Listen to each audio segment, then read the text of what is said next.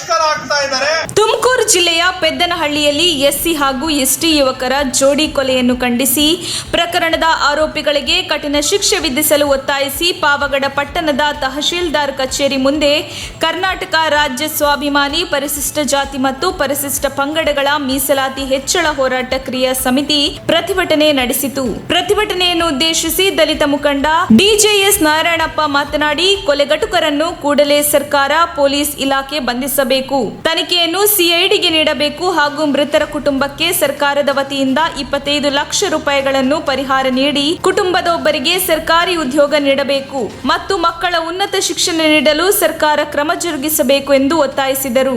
ದಲಿತ ಮುಖಂಡ ಕಡಲಕೆರೆ ಹನುಮಂತರಾಯಪ್ಪ ಮಾತನಾಡಿ, ಮೃತರ ಕುಟುಂಬಕ್ಕೆ 5 ಎಕರೆ ಜಮೀನು ನೀಡಬೇಕು, ಗಂಗಾ ಕಲ್ಯಾಣ ಯೋಜನೆಯಲ್ಲಿ ನೀರಾವರಿ ಸೌಲಭ್ಯ ಕಲ್ಪಿಸಬೇಕು, ಕುಟುಂಬಕ್ಕೆ ವಸತಿ ಯೋಜನೆಯಡಿಯಲ್ಲಿ ಮನೆ ಮಂಜೂರಾತಿ ಮಾಡಬೇಕೆಂದು ಒತ್ತಾಯಿಸಿದರು. ಗುಬ್ಬಿ ತಾಲೂಕು ಪೆದ್ದನಹಳ್ಳಿ ಗ್ರಾಮದ ಪರಿಶಿಷ್ಟ ಜಾತಿಗೆ ಸೇರಿದ ಪಿಎಂ ಗಿರೀಶ್ ಹಾಗೂ ಮಂಚಲದೊರೆ ಗ್ರಾಮದ ಪರಿಶಿಷ್ಟ ಪಂಗಡಕ್ಕೆ ಸೇರಿದ ಗಿರೀಶ್ ಇಬ್ಬರು ಯುವಕರನ್ನು ಬರ್ಬರವಾಗಿ ಹತ್ಯೆ ಮಾಡಲಾಗಿತ್ತು.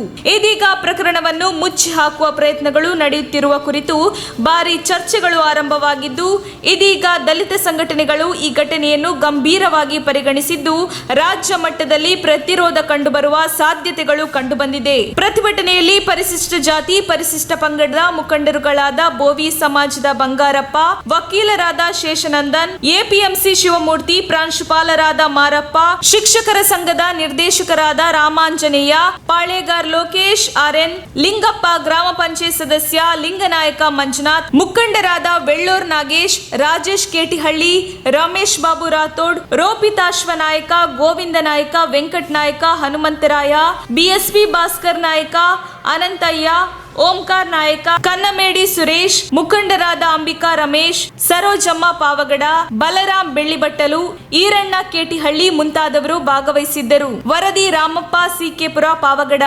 ದಲಿತ ಸಮುದಾಯ ಇವತ್ತು ಏನಿದೆಯೋ ಅಲ್ಲಿ ಇರುವಂತ ಸವರ್ಣೀರು ಇವತ್ತು ಆ ಒಂದು ಕುಟುಂಬಕ್ಕೆ ಬಹಿಷ್ಕಾರ ಆಗ್ತಾ ಇದ್ದಾರೆ. ಅಕ್ಕಪಕ್ಕ ಯಾರೂ ಮಾತಾಡ್ತಾ ಇಲ್ಲ. ಆ ಊರಲ್ಲಿ ತುಂಬ ಭಯದ ವಾತಾವರಣದಲ್ಲಿ ಅವರಿದ್ದಾರೆ. ಅದ್ರ ಜೊತೆಗೆ ನಾವು 29ನೇ ತಾರೀಕು ನಾವು ಕಳೆದ ತಿಂಗಳು ಭೇಟಿ ಕೊಟ್ಟಿವೆ ಹಳ್ಳಿಗೆ.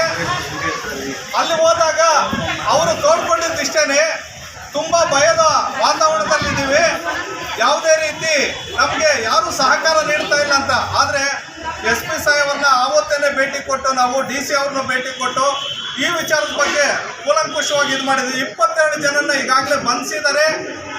ಆದರೆ ಬಂಧಿಸಿರೋದಲ್ಲ, ಅದರ ಸತ್ಯಾಂಶ ಏನಿದೆಯೋ ಅದು ಹೊರಗಡೆ ಬರಬೇಕು ಅನ್ನೋದೇ ಈ ಒಂದು ನಾವು ಖಂಡಿಸ್ತಾ ಇರೋ ಅಂಥದ್ದು. ಯಾಕಪ್ಪ ಅಂದರೆ ಬರೇ ಅಲ್ಲಿ ಆ ಯುವಕರನ್ನ ಕೊಲೆ ಮಾಡೋದು ಇವತ್ತಿನವರೆಗೂ ಸತ್ಯಾಂಶ ಹೊರಗಡೆ ತಂದಿಲ್ಲ. ಈ ರೀತಿ ಯಾವುದೋ ಒಂದು ಕಳ್ಳತನದ ಒಂದು ನೆಪವನ್ನು ಒಡ್ಡಿ ಅಲ್ಲಿ ಭೀಕರವಾದಂಥ ಕೊಲೆನ ಮಾಡಿದ್ದಾರೆ. ಯಾರೇ ತಪ್ಪಿತಸ್ಥರಾದ್ರೂ ಅವ್ರನ್ನ ಕಂಡಿಡಿದು ಖಂಡಿತವಾಗಲೂ ಅವರಿಗೆ ಶಿಕ್ಷೆ ಆಗೋ ರೀತಿಯಲ್ಲಿ ಸರ್ಕಾರ ಮನಗೊಂಡು ಅವರಿಗೆ ತಕ್ಕ ಶಿಕ್ಷೆಯನ್ನು ನೀಡಬೇಕು. ಮತ್ತು ಆ ಕುಟುಂಬಕ್ಕೆ ಈಗಾಗಲೇ ರಕ್ಷಣೆಯನ್ನು ಒದಗಿಸ್ಕೊಡ್ಬೇಕು.